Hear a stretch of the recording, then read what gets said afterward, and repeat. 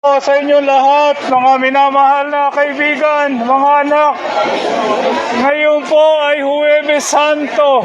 Ano po? Alam po ninyo, ang buong Pilipinas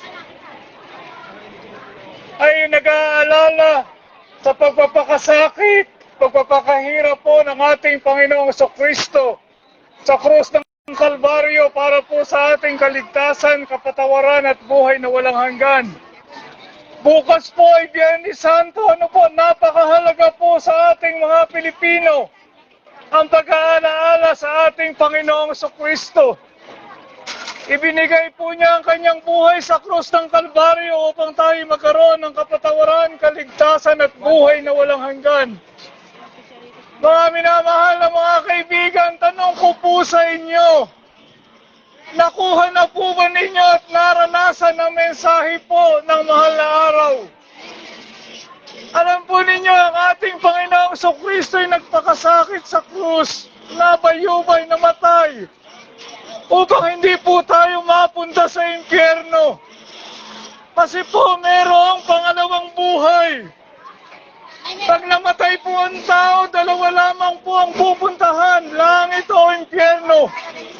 Hindi po totoo ang purgatorio. Wala pong purgatorio. Wala na pong pangalawang pagkakataon pagkatapos mamatay ng tao. Binibigyan po ng Diyos dito lamang sa lupa. Ngayon po ang araw ng kaligtasan. Ngayon po ang panahong ukol. Mga minamahal na kaibigan, ang dalangin ko po na matiyak po ninyo ang inyong kaligtasan na pag kayo po ay namatay sa langit po kayo pupunta at hindi sa impyerno. Alam po ninyo, huwag po niyong basayang sa inyo ang kamatayan ni Jesus sa krus. Kaya nga po siya namatay, nanaog mula sa langit ang anak ng Diyos upang tayo po ay ligtas. Kung hindi po tayo maniniwala, sayang lamang ang pagkamatay ni Jesus sa krus. Ano po? Mga minamahal na kaibigan, maniwala po kayo sa ginawa ng ating Panginoong Jesucristo. Maniwala po kayo na kayo po'y maliligtas, tayo pong lahat dahil sa kanyang kamatayan sa krus. Binayaran lahat ng ating kasalanan. Wala na po tayong utang.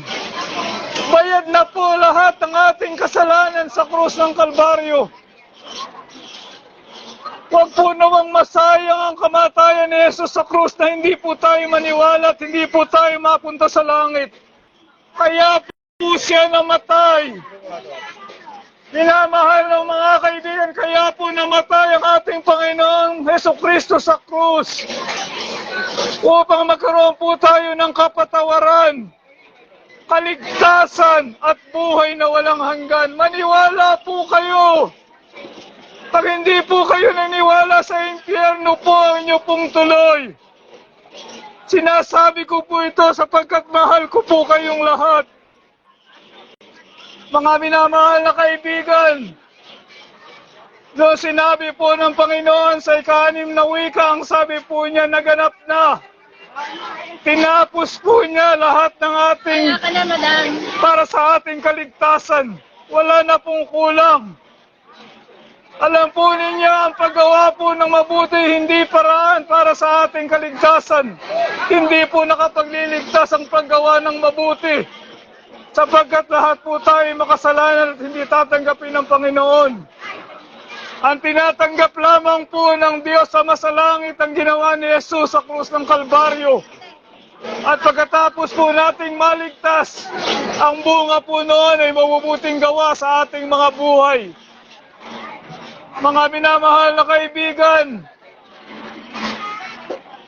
kumusta po ang inyo pong pag-aalaala sa Huwebes Santo at Biyernes Santo?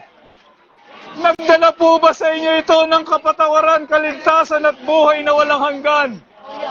Na pag namatay po tayo, sa langit po tayo pupunta. Tapos na po ako, mananalangin po ako ng pagtanggap sa ating Panginoong Jesucristo. Nandito po siya ngayon. Hindi na po siya patay, siya nabuhay na muli.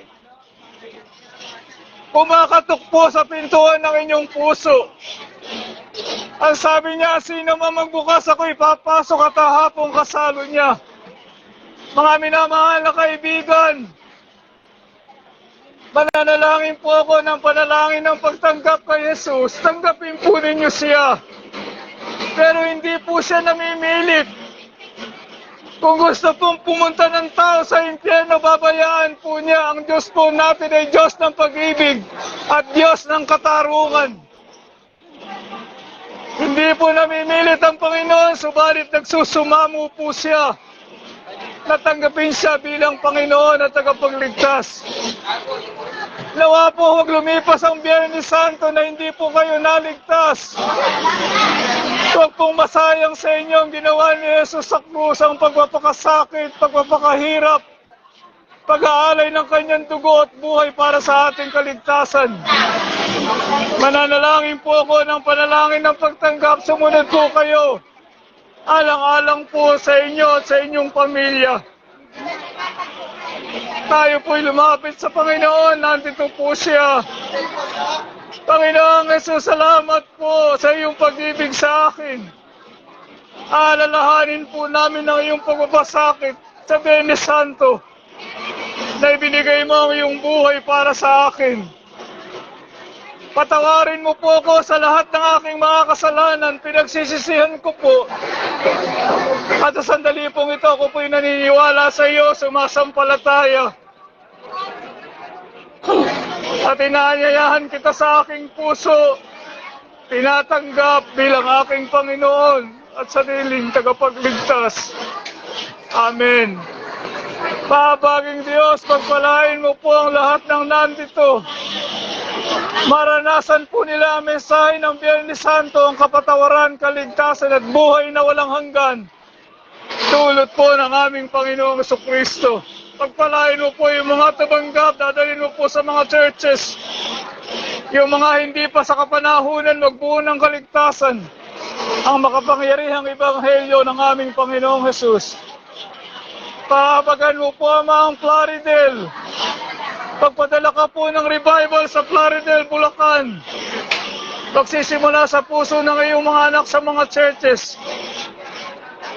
Ama, lahat po ng ito ay aking dalangin sa tanging pangalan po lamang na nagmahal sa amin, nag-alay ng kanyang buhay sa krus. Ang aking pong ipinapangaral, ipinapahayag hindi lamang po sa Pilipinas, kundi doon sa North America, sa Canada, sa USA, at sa buong mundo. Ang aming pong Panginoong Jesucristo. Amen. Salamat po. Mahal ko po kayong lahat. Napakahalaga po ang kaligtasan po natin. Ano po? Yung pagpapakasakit po ng ating Panginoong Jesus para sa atin. Huwag pong masayang po sa inyo, mga minamahal. Matiyak po ninyo ang inyong kaligtasan na pagkain namatay sa langit po, hindi sa impyerno. Pinagdusahan po ng Panginoon ang ating kasalanan sa krus. Salamat po, mahal ko po kayong lahat.